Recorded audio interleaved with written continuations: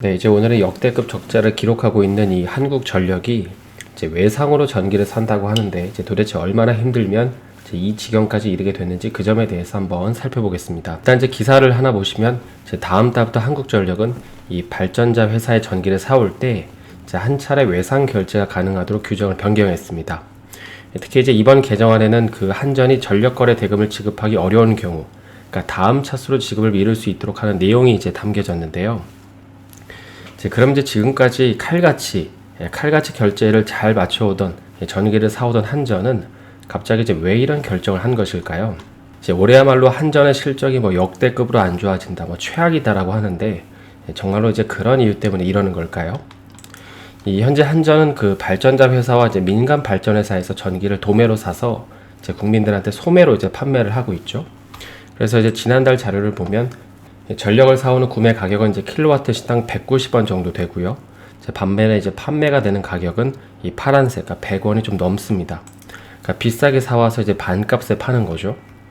작년에 이제 한전이 이 발전자 회사에서 사온 전기는 약 55조 원 규모였고, 이제 올해는 이제 60조 원이 넘을 것으로 추정을 하고 있는데, 이제 이를 환산하면 한 달에 약 4조 원씩을 전기를 사온 것입니다. 그럼 이제 현재 한전은 그 전력 구매를 어떤 방식으로 하고 있길래 이 외상이라는 얘기가 나오는 걸까요? 일반적으로 한전이 이제 전력을 구매하면 약 이제 한 달 뒤에 결제일이 지정이 되는데, 이제 현재는 한 달 뒤에 9일 단위로 총 이제 4차례 나눠서 결제를 하고 있습니다. 그러니까 총 지불하는 금액은 이제 한 달에 5조 원이고, 이제 한 번 결제할 때 1조나 2조 원 정도를 이제 내는 것이죠. 근데 사실 이제 그동안 한전은 이 지정된 결제를 반드시 지켰어야 되는데, 왜냐하면 이 전력 거래대금 결제에 관한 규칙에 보면 이제 한전이 이 결제를 하루다로 맞추지 못하면 채무 불이행, 그러니까 디폴트를 한 것으로 간주해서 이제 전력 거래 시장에서 제외를 하도록 했기 때문입니다. 그러니까 이 한전이 발전 회사들한테 이 제때 돈을 줘야 이 발전자 회사들도 이제 전기를 만들 수 있고 직원들의 월급도 줄 수 있기 때문에 이제 그때그때 주는 건데, 그런데 이제 이번에는 예외적으로 그 규정을 바꿔서 이제 결제를 지키지 못하더라도 다음번 결제를 한꺼번에 돈을 낼 수 있도록 하는 것입니다.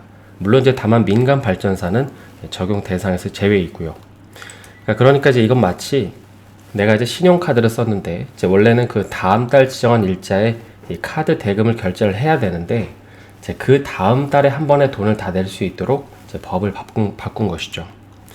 그럼 이제 한전은 왜 법을 바꾸면서까지 지급 일자를 연기를 한 걸까요?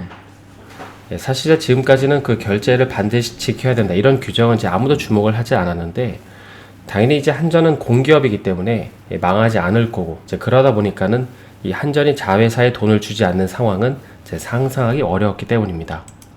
하지만 이제 현재 한전의 경영이나 이 재무 환경이 이제 과거와는 이제 많이 달라졌죠. 당장 이제 보시는 것처럼 작년에 이제 한전의 영업 손실 적자 규모는 무려 이제 5조 8천억이 넘었고요.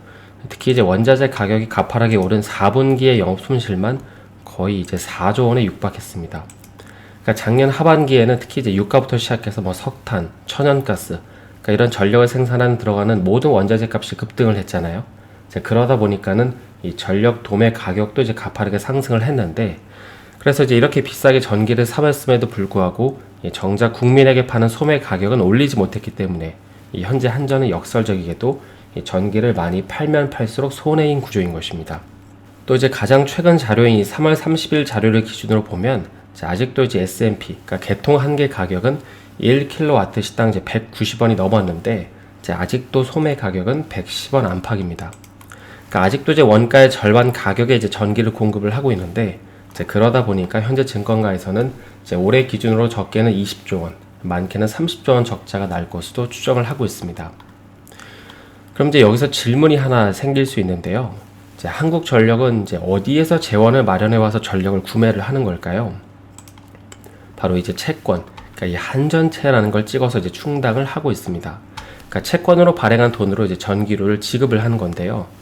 그런데 이제 최근에 특이한 점은 이 작년 7월부터 이제 매월 1조 원 가량의 한전채를 찍어 오다가 이제 올해 들어서는 이 규모가 이제 3조, 4조 원으로 이제 늘어난다는 것입니다. 액수가 이제 더 늘어난다는 거는 이제 돈이 더 많이 필요해졌다는 걸 의미를 하잖아요. 그러니까 이러다 보니까 현재 한전채는 이제 금리를 올려서 팔아야 되는 상황이 됐고, 지난 이제 4월 18일 기준으로 이 한전채 5년물 금리는 이제 3.568% 정도 됩니다. 그럼 이제 정말 한전은 이제 갈 때까지 간 걸까요? 물론 이제 한전이 뭐 당장 주머니가 비어 있는 건 아닌데요.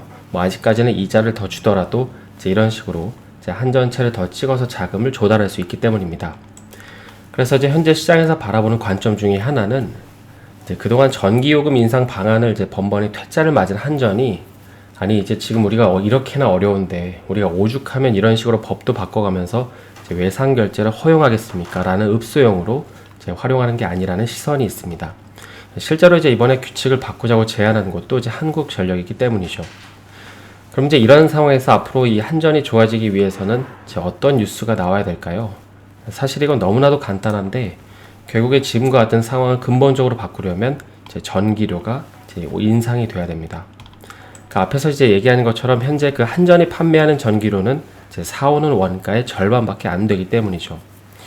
그런데 이제 지금 문제는 그 전기 요금 같은 경우에는 뭐 일전에서도 한번 다뤘지만 이 한전이 요청하고 이제 산자부에 이제 인상 요청을 하면 이제 산자부가 기재부랑 협의를 해서 정하는데 사실상 그 권한, 그러니까 그 결정권은 이제 기획재정부에 있다는 것입니다. 이제 현재 그 전기요금은 그 물가 소비자 물가 내에서 차지하는 가중치 비중이 이제 전세, 이제 월세, 그다음에 휴대폰 전화, 그다음에 이제 휘발유 다음으로 큰 항목이라서 이제 사실 전기요금을 올리면 이 물가에 미치는 영향이 만만치 않습니다. 따라서 이제 물가를 관리하는 기재부로서는 올리기 어려운 거고 이제 현재까지 동결되는 이유가 이제 이런 이유 때문인 것이죠. 지난 이제 문재인 정부에서 2020년에 이 연료비를 요금에 반영하기 위해서 연동제를 도입했지만 사실상 무력화된 이유도 이제 이 이유 때문인 것입니다.